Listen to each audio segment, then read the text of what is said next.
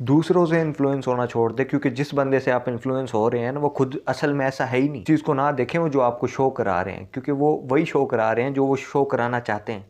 Social media पे ले ले एग्जांपल के तौर पे, कि सोशल मीडिया पे हर बंदा अपनी अच्छी तस्वीर ही पोस्ट करता है, गंदी कोई नहीं करता। उस पर अपने सारे अचीवमेंट ही दिखाते हैं, फेलियर कोई नहीं दिखाता। इसी तरह ज़िंदगी में भी सारे अपने मसले नहीं बताते, सारे अपनी खुशी ही बताते हैं।